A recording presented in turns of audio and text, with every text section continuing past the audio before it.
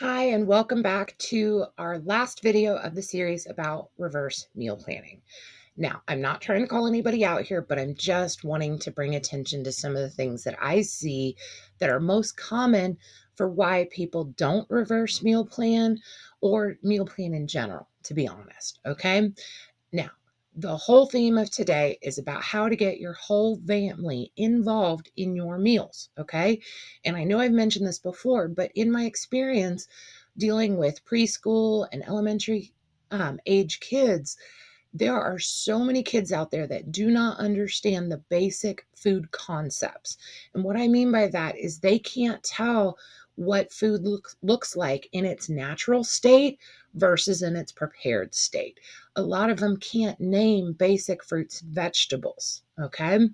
And I am convinced that one of the easiest ways to overcome picky eating is to get your kids to try new things and also get them involved. Okay.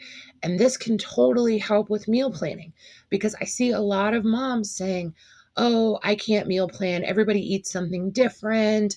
It's just not possible." They kind of use picky eating as the excuse of why they can't meal plan. So let's get into this. The first tip is to get your kids involved in the cooking and the meal prep.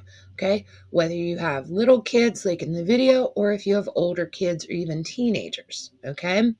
This could be as simple as letting them watch you cook, help you wash fruits and vegetables.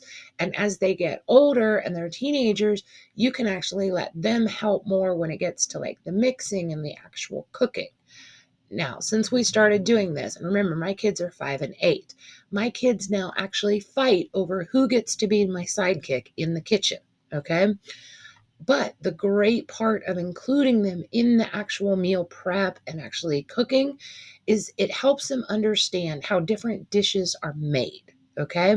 And they really get to see all the different ingredients by themselves before they're all combined. And I also like to kind of ask them questions, have them tell me their thoughts while we're cooking.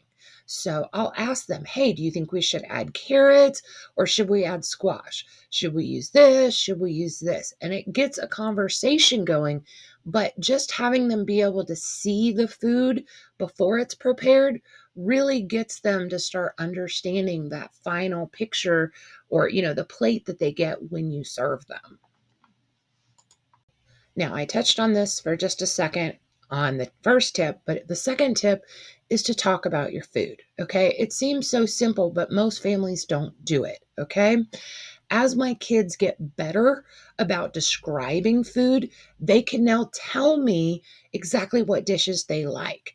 And a lot of times it could be as simple as us talking about the difference between rice and pasta. And so that way, when hey, what do you want to have for dinner? You want to have a rice dish or a pasta dish? Now they can kind of say, "Oh, you know what? I'm really feeling rice or I'm really feeling pasta." And they know what they like already. But just trying to get them to explain it or open up about it really can help you make things in a way that they will understand. And what I mean by that is, like I said, my kids are really young, but sometimes the reason that they won't try food is simply because of the visual. It doesn't look good to me. Okay, well, what is it about your plate that doesn't look good? Is it the color? Is it the texture? Is it the smell? What about this food is telling you, I don't want to try it? And I'm not forcing them to try it. I'm just trying to get them to put into verbal words that I can understand what makes them not want to try something on their plate. And then we do this the opposite way too.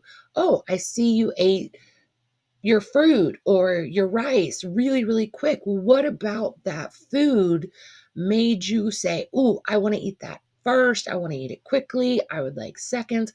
What about that food did you really like?" This is all about getting your kids not only to do some critical thinking, but it's also some problem solving as well. This is how we found out that my kids, they like certain rices, but in other rices, they would prefer it have something on it. So my kids sometimes like ketchup on their rice. And you know what? I don't really care because at least they're eating rice. Or another one about ketchup, my kids really like mashed potatoes with ketchup. They don't like any other sauces, but it is a guarantee they will eat mashed potatoes if they get ketchup. Not just ketchup on the side, but they want it to be all mixed together where it's pink. Part of it, I think, is the interactiveness of it because I put some ketchup on their plate and they get to mix it and make it pink. And part of it is they like ketchup. Most young kids do.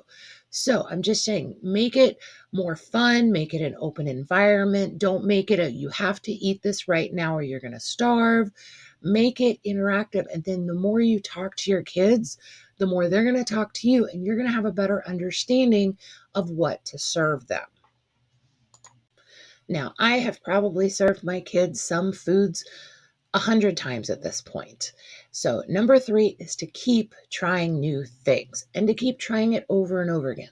And what I mean by that is if you're over on Facebook, you may have seen that I gave my kids avocado like 72 times. Okay. And somewhere about the 47th time, my son finally tried it. Now, I'm not saying I gave them half an avocado. I gave them like half of a slice of avocado because we're not trying to waste food here. But I just put a very small amount on their plate so that way they could touch it, they could smell it, they could taste it, they could look at it, kind of explore, if you will. Well, about that 47th time, he finally tried it, he liked it, and now he can even ask for it by name.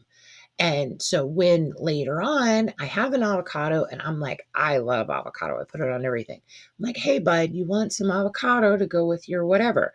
And about half the time he'll say yes. Or sometimes he'll go, give me a bunch. Or no, I just want a little. And this is how we just continue to grow on that. Now, here's the bonus points of this.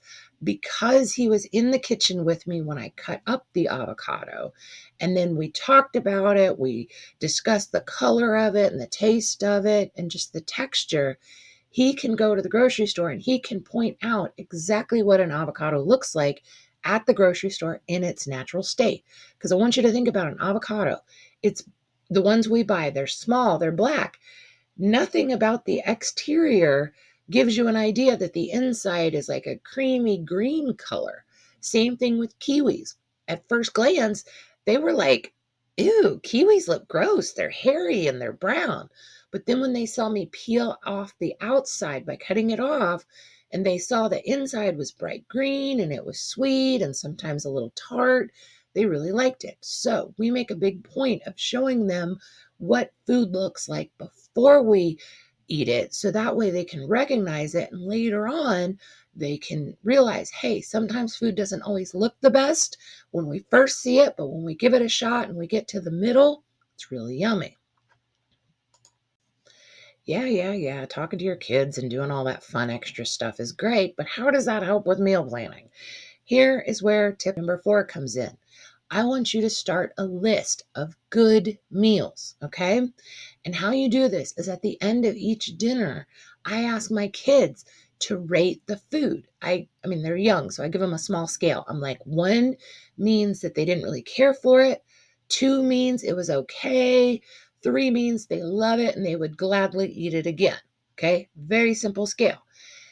Then if I can get them to kind of tell me what would make this number 2 dish that's kind of okay, what would make it a 3? What would make it better?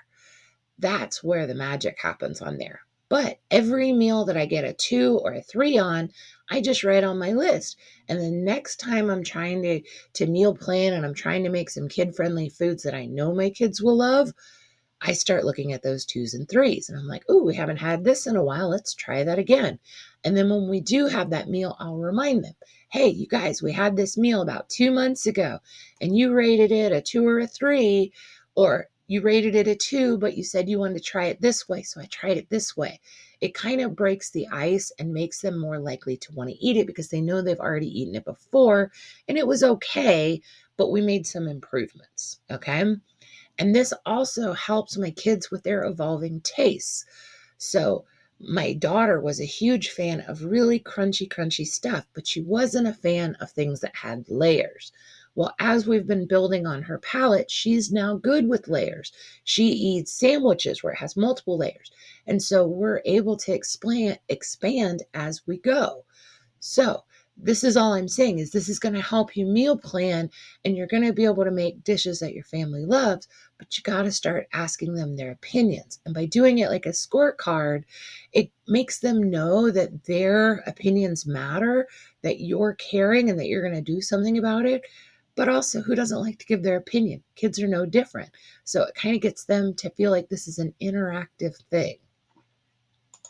Now, to give you a more visual understanding of this, before we started grading, okay, before I started letting them just be completely honest, tell me, was this a 1 on the yummy scale or was this a 3? I always felt like I was playing darts. Except the only problem was the room was completely dark. There was no lights. Heck, I didn't even know that the direction that I was pointing in was the direction that the dartboard was in. Okay. And so I was just kind of hoping to get a little close to the dartboard, but really I was completely shooting in the dark. Okay. But now that I get their feedback and they feel comfortable telling me the truth, now at least the light's on in the room. Okay. I still may not hit the dang dartboard, but at least I feel like I'm getting somewhere. I'm getting a little closer. I can see the dartboard. Okay. So that's all this is. This is just easy ways for you to feel like you're a little bit more confident in your choices, that your kids are going to eat them. And if you have picky kids, we can totally do a series on things that we've tried and things that have worked for picky eating. Let me know down below if you want a video on that. So, are you a little surprised that I really wanted to focus on including your whole family, especially your kids, about meal planning? I hope not, because, we all live here, we all eat here. We should all probably have a say in it. So, I want to know, do you talk about your food with your family, the food you make, the food you're going to buy, the food you're preparing? Do you like to get their feedback? Do you ask them questions like, why they didn't want to try something or if they like something? And let me know, have you ever been surprised by what they say? I can tell you that I was very surprised that a lot of the foods that my son didn't want to try because he thought they were scary, because he had no idea what they were going to taste like. So he didn't want to even go there because he didn't have a clue of what to expect. That was definitely surprising. So let me know your thoughts down below.